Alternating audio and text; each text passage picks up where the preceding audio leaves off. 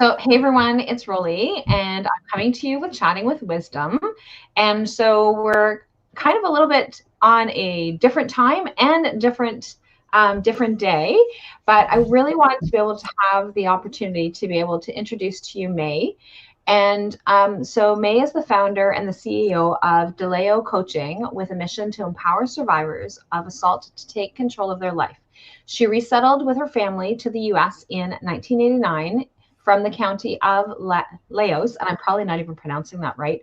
May received a BA in psychology from the University of Illinois at Springfield, and has a master's in social work from the University of Illinois at Chicago. So she is an activist, a community leader, and philanthropist, entrepreneur, speaker, coach, and author. And she also hosts a free monthly international event entitled Was I Assaulted? Sexual Assault Awareness, Education, and Prevention. She has a YouTube channel called Was I Assaulted? And you can find more information on her website at would be in the description. And so today we're going to talk about healing is possible for you today. So welcome, May. How are you? I'm wonderful. Thank you. Thank you so much for having me here today. So I did not say your last name because I really didn't want to butcher it. So how about you tell them what your last name is? Yes. So my full name is May Saengpraseuth Alirad, and Saengpraseuth is my maiden last name, and that's from originating from the country of Laos. And Alirad is my husband's last name from Persia. His father is from Persia. So Okay. So like I said, I did not want to butcher it. It was like, there's no way that I can pronounce your last name. So thanks so much for joining and participating. So May's joining us because our guest for tomorrow had to cancel. And so I had posted inside a group and said, hey, I'm looking for a last minute person to fill in for tomorrow. And that time got filled. So we're going to have another Chatting with Wisdom tomorrow. But with May, she is launching her new book. Is it today that you're launching her new book? yes, it's today. So I just wanted to be able to still have that opportunity for people to be able to connect because for the next 3 days, I think it's free, right? Yes, that's correct. So, in honor of Sexual Assault Awareness and Prevention Month, I have made the electronic version. So, the ebook or Kindle copy on Amazon will be free for the next 3 days. After that, it will be $7.99. So, which is still not a really bad price. So, for those of you who are in Canada, that's obviously $7.99 Canadian or US. It'll be a little bit more for us. I think probably it'll be roughly around $12 or something for us, but it's still not that expensive at all for a book. So, can you tell me a little bit more about your book? Yeah, absolutely. So my book literally has been 10 years in the making, and I just couldn't write it. I just couldn't write. I would sit down and it would give me so much anxiety to write about the book. And I think I'll just start with how I came to this point now, I think, and kind of giving the audience some background information about myself. So I was sexually assaulted at the age of 6 or 7 when I was in first grade by another child. And from there, then I started sexually assaulting other children. Never receiving therapy. I never told my parents about it. I never told anyone about it until I was much older in high school. And then after that, in my adult years, then I was then sexually assaulted again by different partners, by people I dated. And it's just been a long 25 years living with when it first started at 6, 7 to the age of 32. So I am 36 now. So I lived with this for 30 years with this shame, guilt, condemnation, fear, not wanting anyone to know about this secret life that I lived. And it was very, very lonely. So what happened was a miracle. I mean that's what I call it. Like what happened was literally a miracle, a modern day miracle.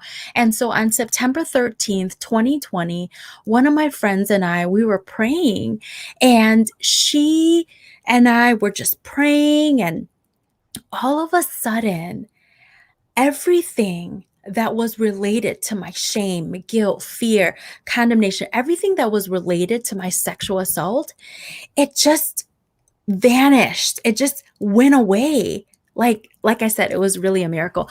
And at that moment, I just remember telling God, I just said, God, yes. Yes to sharing my story in whatever venue, whatever platform that I can share it, that I can tell it. But if you were to ask me anytime before September 13th, not even the day before, if you were going to ask me September 12th, never would I be on the show, Rollie. No, absolutely not. No, no, no, no, no, no. And even though I am a therapist, I have a master's in social work, I am a school social worker and have been for the last 14 years and went to see a therapist for 2 years, I couldn't tell anyone that I was seeing a therapist. It was the shame that was related to sexual assault, sexual trauma. And so on that day, I just remember saying, yes, yes, God, whatever you want me to do. And then that's when I started thinking about the freedom that I feel right now at this very moment. I want everyone in the world to be able to experience this. I want every single victim. I want every single survivor. I want every single person out there that has ever been assaulted to feel this freedom that I have. And so I started thinking about what can I do? I started a business. It was actually another business. And then on February 2nd, I got a revelation to write a book. And so literally, Rollie, in 3 weeks, which had taken me 10 years to get to even this point, 3 weeks, I had my first draft. Okay. And then at that time, I was already building a lot of buzz and momentum. Nobody's seen a copy of my book yet, except my editor. And everybody loved it. It means like the floodgates opened. I mean, Rollie, like Canada is one of many international countries that I'm a podcast guest in, or a magazine was written. I mean, Ireland, UK, Caribbeans, Africa, and Nigeria. I mean, it's really amazing. UAE. I'm just amazed at how far stretching this message has gone. But I'm just really humbled and honored to be given this platform. But the most important thing to me, and the reason why I decided to do a free 3-day book launch, is because I want to get this in as many hands as possible. And that's it. And then even my paperback, it's $9.99 US dollars. I mean, that's not a lot of money. And I've already been getting reviews on Amazon. My book, the back cover has reviews of people that have vetted for my book already. So it's amazing. And it's not just a book. It's my stories and getting in the mind of a survivor, but also because of my therapeutic background, it has reflections in there. There are about 30 to 40 reflections in the book. The book is only 136 pages. So about 30, 40 of the pages are reflections for you to figure out, to get to a place of healing yourself. So the book is healing me. I mean, if it doesn't help anyone else, the book has helped me to get in a better mind space. So it's amazing. It really is. And so like, I know that a lot of times, because psychotherapy has been something that I've been doing for a number of years. And oftentimes I've actually had different clients that it would say, okay, but you didn't live it. So you didn't experience it. You won't understand. And in some cases that's potentially true, but it's that therapeutic part of that self-reflection. And so sometimes one of the things that we see is that it can be something that somebody has said on a million times, but there's going to be something on that particular day, on that particular moment, when you read that particular chapter, that you're going to have like this aha of like, oh, okay, this is what I need to be doing so that I can actually finally move forward. And it can just be that one little thing, because like you said, on September 13th, like it wasn't the day before, it wasn't the day after. It was still the day after, but it wasn't on the day before, like not at all, that you were going to be able to share this. And one of the things that I often hear from colleagues like yourself is like, I can't share my story because then how am I supposed to continue Yeah. to do my job? Right? What Right. are people going to think about me if I, Yes. which is kind of like, it's difficult, like, right? So it's kind of hard to explain. Do you want to maybe answer, like, what are your thoughts about that? Yeah, yeah, I agree. I think a sense of it is part of it is that I don't want my clients to know that I need help, because I'm supposed to be this professional. I'm supposed to have all the answers. They're looking for me to give them answers. Like, how is it going to look if I have to go somewhere else to find answers? And honestly, now after September 13th, I tell my clients I have a therapist. Like, when I did, I'm Yeah. like, I have a counselor, and I'm using their services. And it's actually, honestly, I feel it's been empowering for them to know that Miss May also has a therapist. If she has a therapist and she's already so smart and wonderful, I hope that's what the kids think about me. So I'm a elementary social worker. So I work with pre-K, so that's 3 up until 15. So I hope they think I'm amazing and super awesome. But that they could really feel like, wow, okay, it's okay for me. So because I've been able to share that, I really believe it's normalizing for them that, oh, okay, it's not that scary now. And it really is important for us, like, especially as helpers, for us to be able to have that external help. So, and that's one of the things that I've always had somebody that I've actually been able to work with on myself, because there's always growing that we need to be doing, and there's always different things. And so when we are the helpers, we always need to have somewhere where we can debrief. So that's one for sure. But also to be able to, like, our life still happens, right? So we still have different scenarios that happen that we still need to be able to do that. And like you said, being able to normalize that is huge. And but one of the things that I know is from working with a lot of women, because I work with a lot of women that have anxiety, and it's not always the case, but a lot of the times the women that I work with that have the anxiety have been through some sort of sexual trauma. And Hmm. that seems to be oftentimes one of the things that has happened. It's not the only reason for the clients that I do see that have anxiety, but it's oftentimes one of those underlying, because it's something that we just keep hush, right? Because there must have been something I did to deserve that.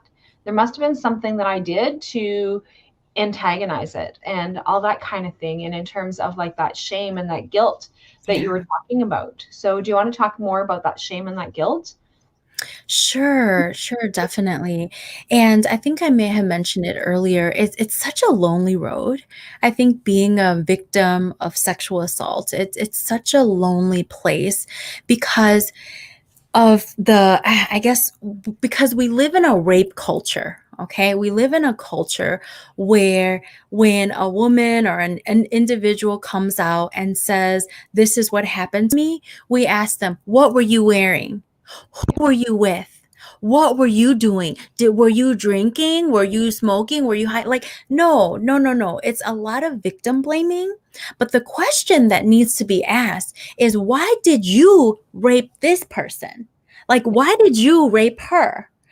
That's the question that should be asked, Yeah. not to the victim, why did you get raped? No, that should never be the question.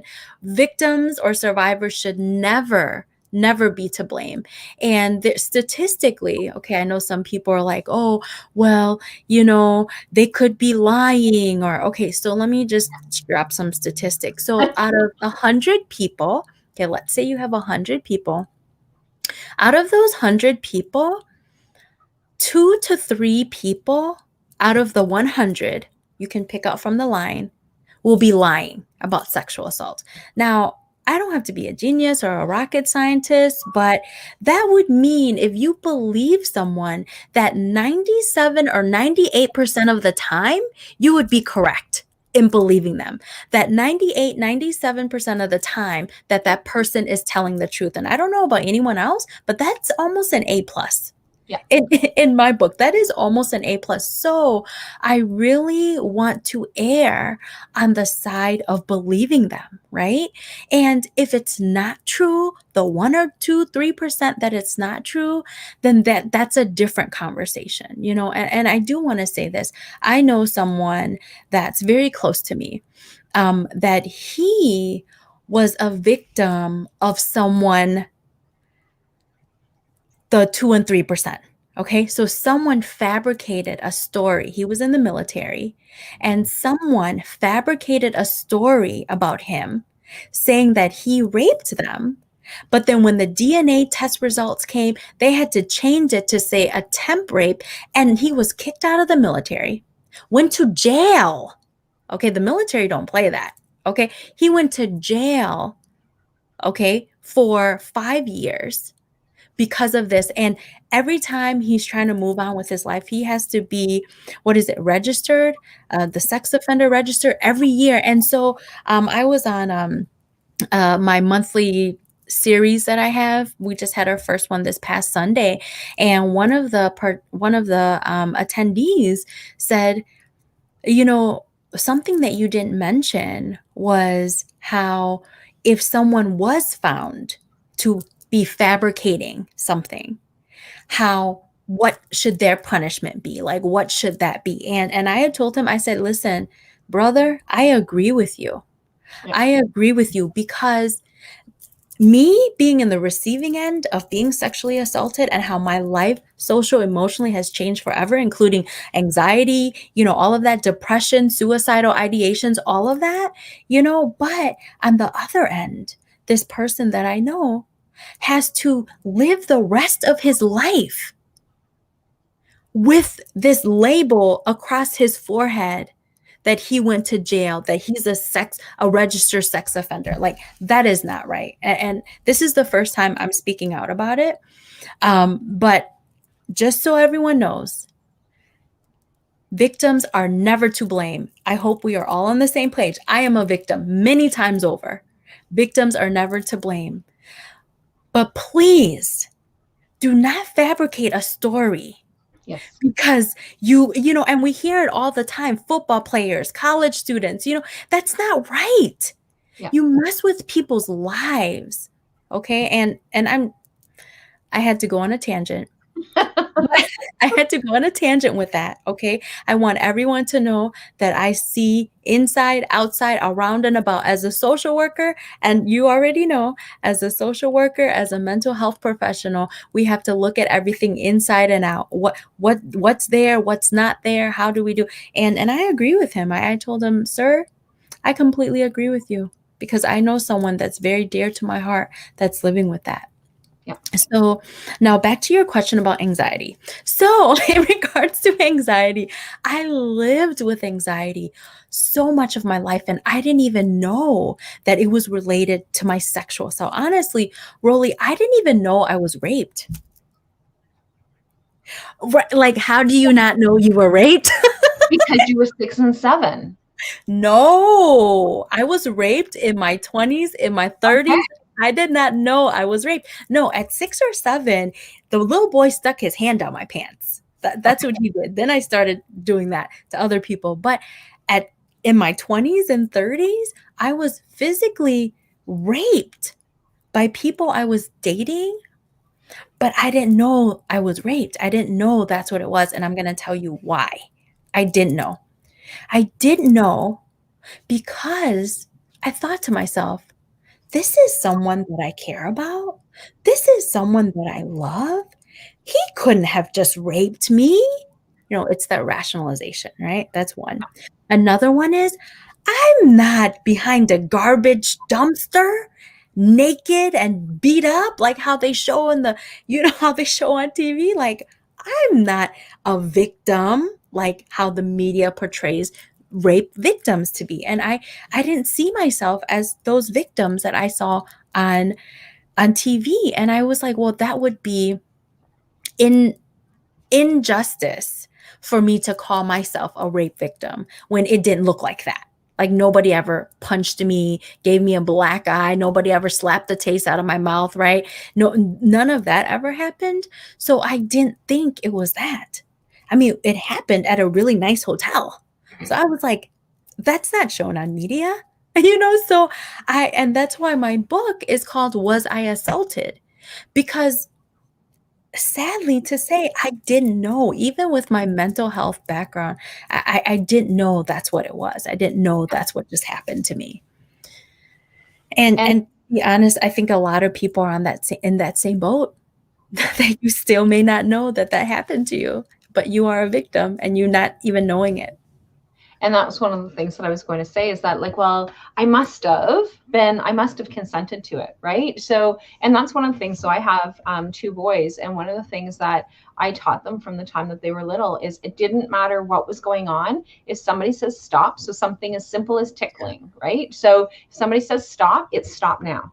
Yeah. If somebody says, if you're going to go give somebody a hug, and so my one of my sons was, and again, like, this wasn't related to any kind of sexual assault or any potential of it being, but I want them to understand that it was their body, their choice, and that was the same thing kind of moving forward for anyone else.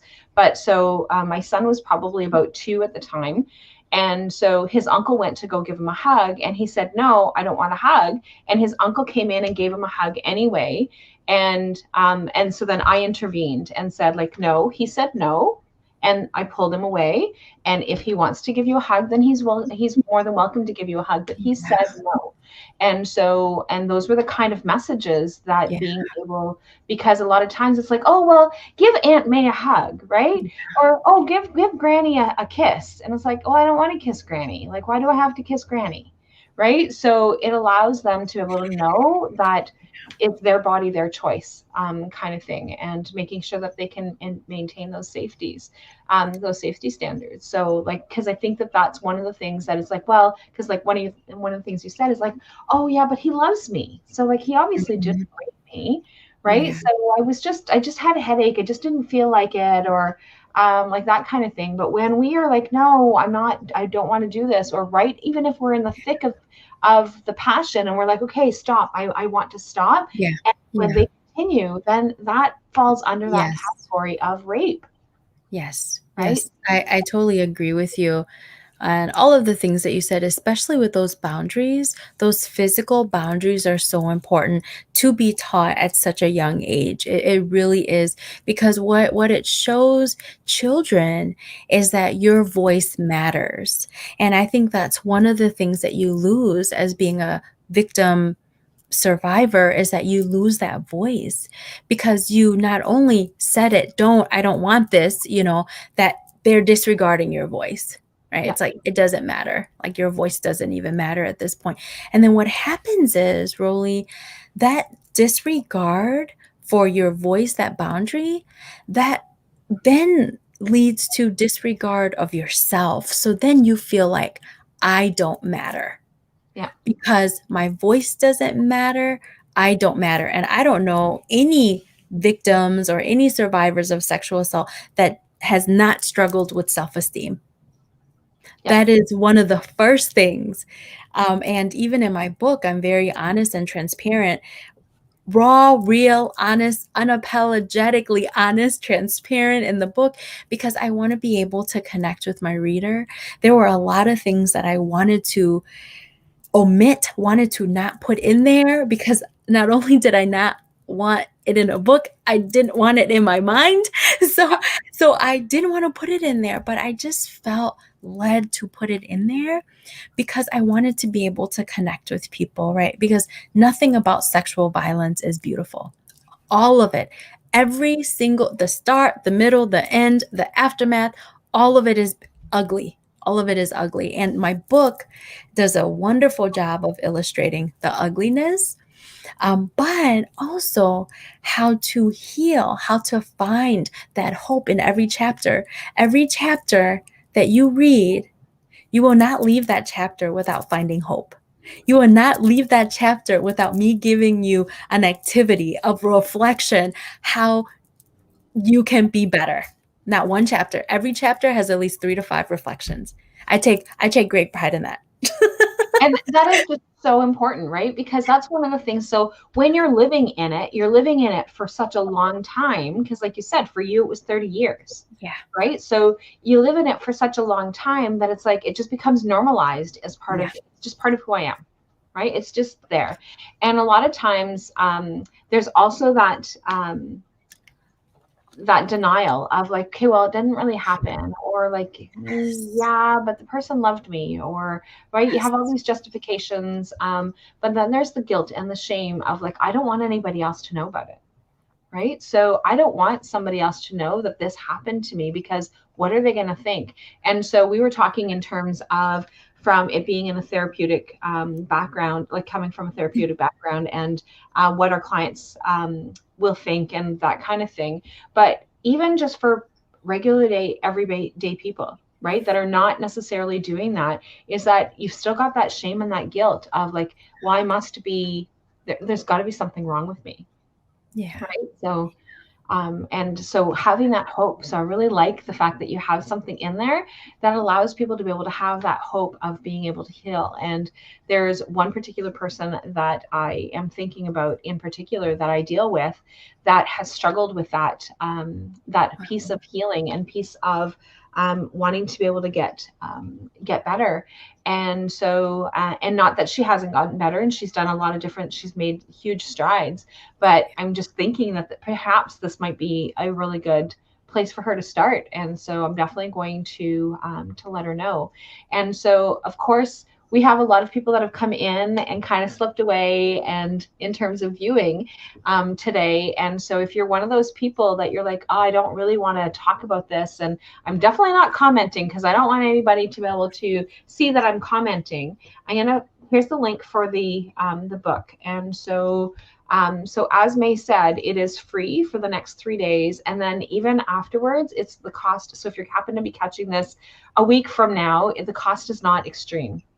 Right. So I'm not sure. I know that sometimes an Amazon link does not work in Canada. If for anybody that's using Canada, then just search the name of the book, because that might be the easiest way of being able to find it, because then you get a message saying you can't receive this in, but it's a Kindle, so you might be able to still. But if you're looking for the actual book, sometimes I know that Amazon, for whatever reason, Amazon.com and Amazon.ca don't necessarily talk to each other. Sometimes some things do, some things don't. It's kind of confusing. I don't know how that part works, but it's definitely something for people to be able to take a look at and have a look. And I haven't not had a chance to read May's book, because as most of you know, things have been a little bit chaotic in our life right now. So things are actually kind of settled. As you can see, I have like no big, huge piles of things behind me anymore for anybody who watches,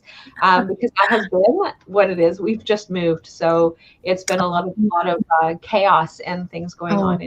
So it's actually looking really good, and I'm really happy with that.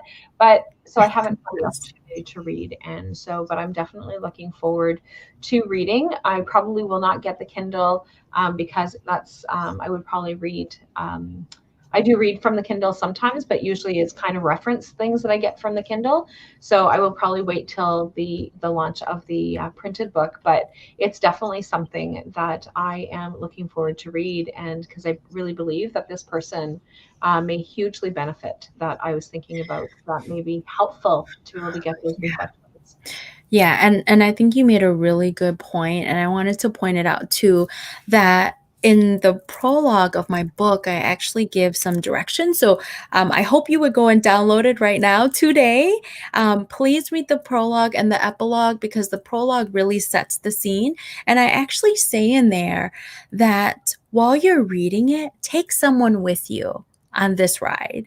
It could be your therapist, your family member or friend. And I actually give this recommendation to read it 1 chapter a week, so that you can do the reflection, so that you can sit with it. So I do make that recommendation to read it. And I have other reviews that said you can use it pre-therapy. So for individuals who aren't ready to go to the therapist yet, during therapy, post-therapy, also group therapy.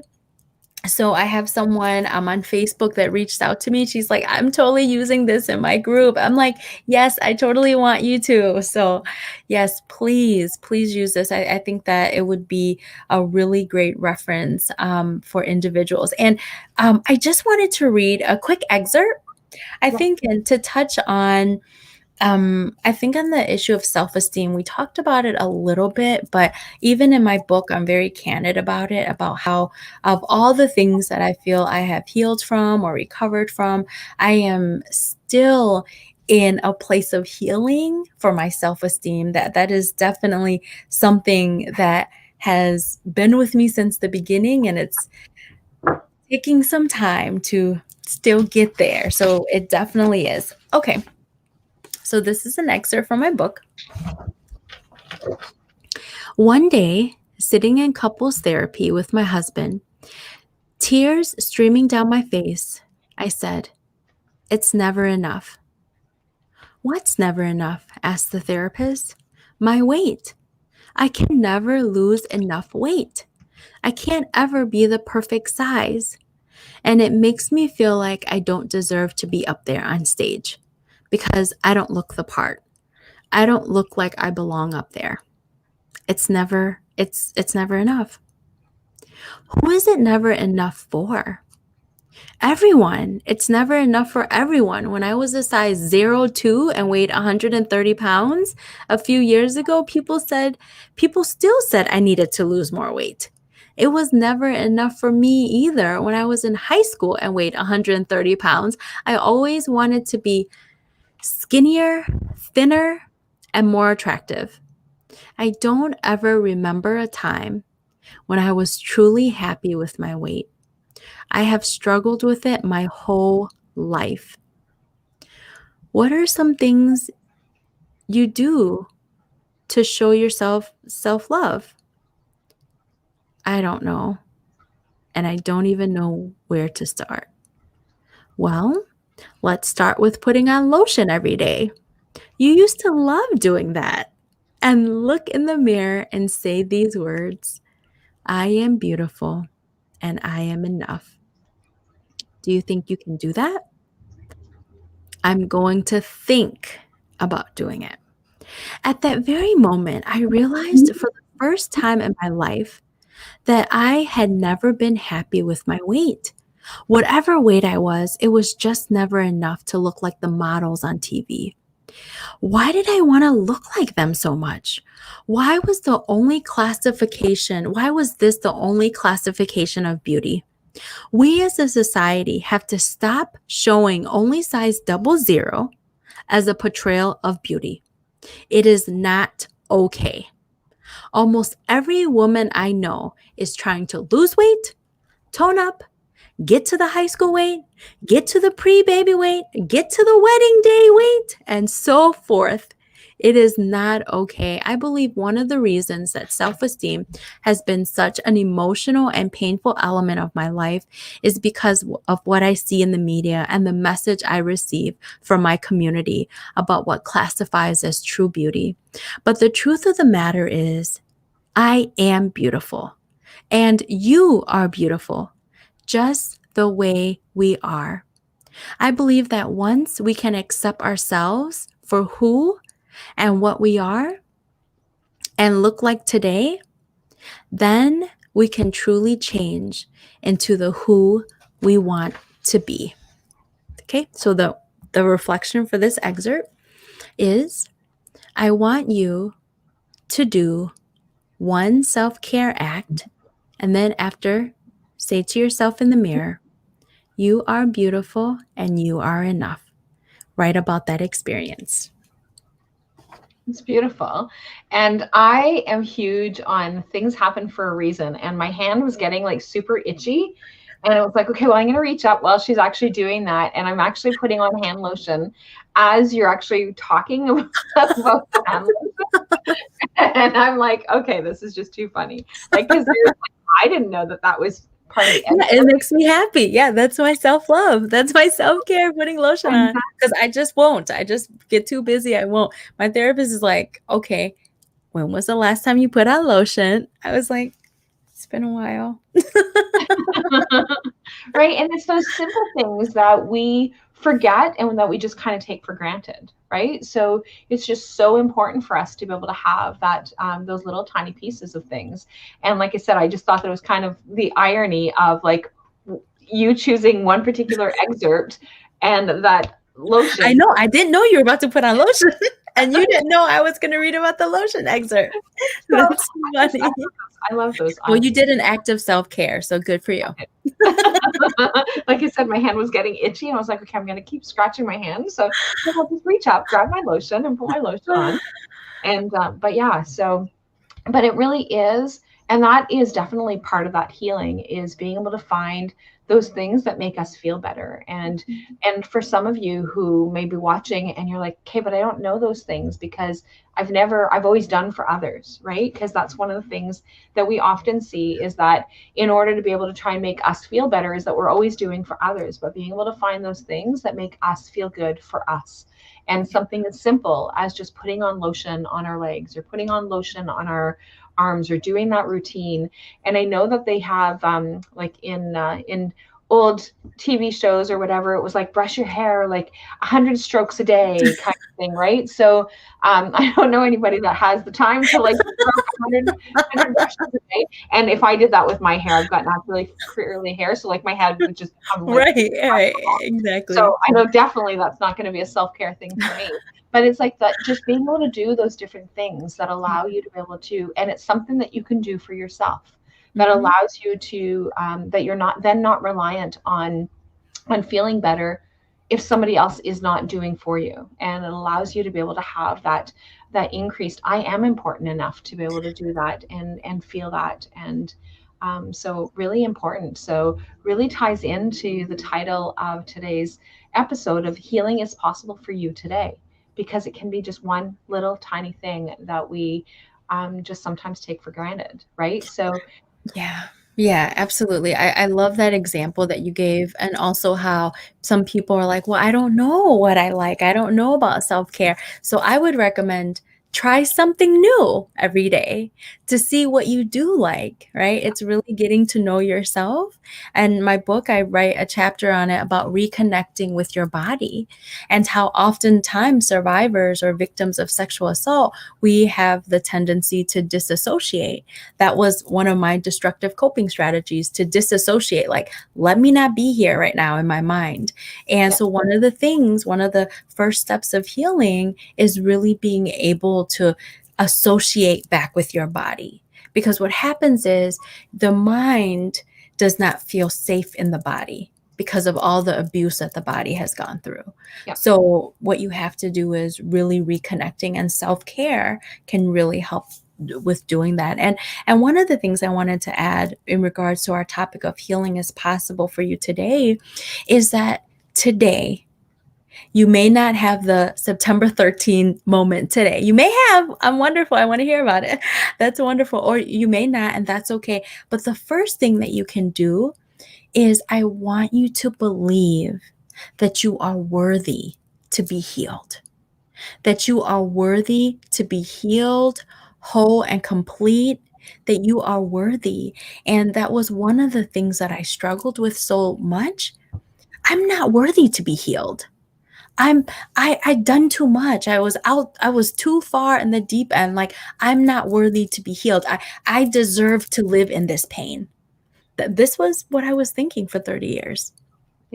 And so what I want to tell all the listeners out there is that you are worthy, that you deserve to be healed. And you have to start believing that. Before you can heal, you have to start believing that healing is possible for you.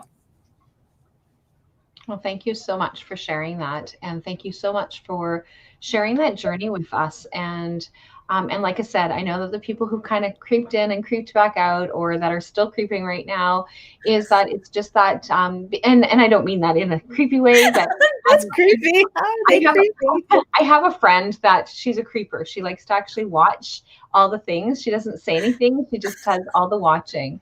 And but she's very observant, and she's very and so that's where the creeping part comes in, right? But it's like that. But a lot of times we don't want to say anything. And so just for those of you who are listening and you don't want to say anything, reach out privately. But there's a lot of different resources that are available to you. And if the excerpt that May has just shared is a good indication of the types of things that you can actually do for yourself in terms of that healing process, and allowing yourself that opportunity to heal, you're going to be able to move forward in, especially if you've been stuck for a long time. So take that opportunity, download the free version right now, order the hardcover, or like the soft cover, like the I can't even think the paperback. Paperback. That's the word I was looking for. So I know we're on the same page. Yes. But definitely order it and be able to get that. And like I said, there is definitely somebody that I have in mind that I think would probably definitely benefit from being able to do some of the self-reflection. And so I'm definitely going to put her in touch with the link for this book. So thanks again for doing this. And if you guys have any comments, and if you're feeling brave enough to comment, your bravery may help someone else. So just so that you know that it may be helpful for someone else to know, because it's not an easy step to bring it forward and to step out into that comfort zone. So because it's not comfortable. And probably even now, as you've moved through this, it's still probably not comfortable.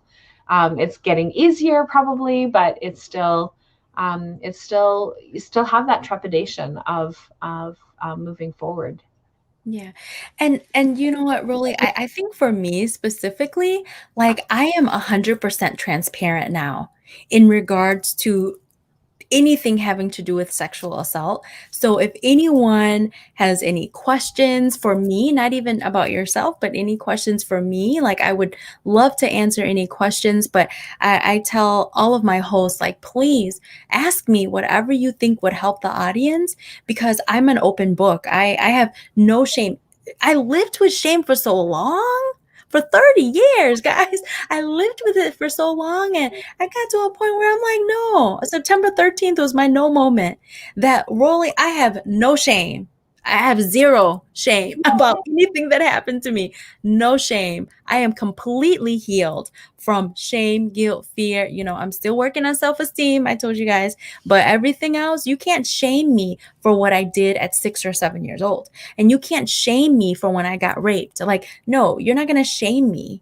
And we do a really good job. See, I don't know why I keep wanting to go on a soap opera with you. You know, I don't know. I don't know why, but we want to shame people because of what they've been through. Like, don't do that. Yeah.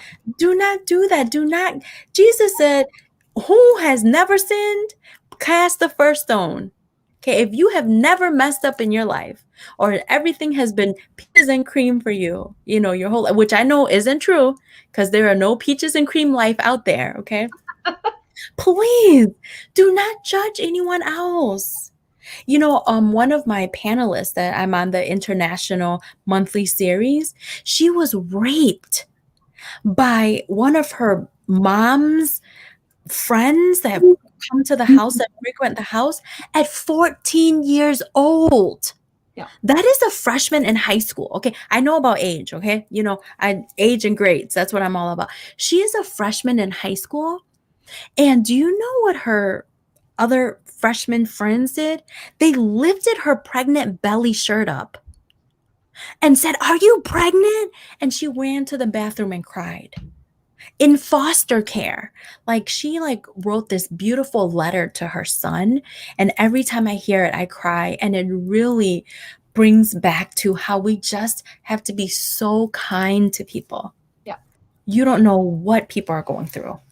And one of the things that's really challenging, and we've had I actually had a debate with some different people about this, because it really irritates me. It's like, And these are people who are predators that do this on a regular basis. So not necessarily the same situation that you were in or that someone else was in, depending, because I don't know what the details are. But this one particular person has been charged, convicted of doing sexual assaulting many others, and there was all these conversations, and there was somebody that was doing a lot of very grooming type behaviors, and so we were like, I was putting people on high alert of like, watch this person. And so we had different people that come on and were having conversations with us in that discussion feed, and said, well, I can't believe that you're like tearing this person's livelihood apart, because like it never happened to me, and when I went there with my husband. Said, do you think that the person's going to do something with you while your husband's there? Like, that's like the silliest comment I've ever seen. Like, right? So like, yeah, maybe it didn't happen to you, and I'm very thankful that it didn't happen to you. However, these are grooming patterns, these are grooming behaviors, and the things that this person is doing in the name of healing is not okay. And so there was lots of controversy over that, and it brought back for a friend of mine who has openly shared her story and has openly done the interviews, and had the charges laid and all those other kinds of things. But it's all that victim blaming, right? So it didn't happen to me, so it must never happen to anyone else, right? And it's like, so just being able to believe that this is not okay. And so so I think that that's extremely important for us to be able to maybe end on, of like just making sure that you're listening. And that's one of the things that May said at the beginning. If somebody is sharing their experience, probably 98% of the time it is going to be true. And so one of the things that I've experienced with some people, as well as part of those 2%, is that sometimes those people who are lying about the event that's happening right now, and that may not necessarily have happened, if you actually talk to them and kind of, and as you're working through them, and this may have happened to you in terms of working with them, is that was where they were able to like no longer disassociate, and some of the experience that happened in a different lifetime, like in a different part of their life, has come back forward. And that sometimes is one of the things that happen, is that it may not necessarily have been true in that particular situation. We're investigating as to what it is that has happened in terms of from a therapeutic perspective, is that oftentimes those experiences and those descriptions and those things that have happened really did happen to them, may not necessarily be in that particular moment destroying someone else's life. So that's lying about it is not helpful, but it's not necessarily, they've just reconnected to themselves at that particular moment from having disassociated for such a long time. So so just being careful and cautious as to how we are interpreting what it is that has happened to someone is really important for us to do as well. Yeah, yeah. And I think on a final note, like what you can say to someone, I think a empathetic response is with Breyer Brown. When she has a YouTube video on empathy. And she says, when someone tells you something that's very difficult, your best response is to say, I don't even know what to say right now. I'm just so glad you told me. And to sit with them. Yeah. They don't need you to, well, at least you have a husband. At least, no, they don't need to hear your at least. No, if you start anything with at least, you're losing, okay? You're losing your friend. Say, wow, I don't even know what to say right now. I'm just so glad you told me. And that's all you have to say. Thank you so much for joining me. And for those of you who are catching the replay, let us know that you're here, and we will chat with all of you guys later. Have a fabulous day. And I will be on again tomorrow. It will be at a different time. It'll be at tomorrow afternoon. So I will chat with all of you guys later. Bye for now.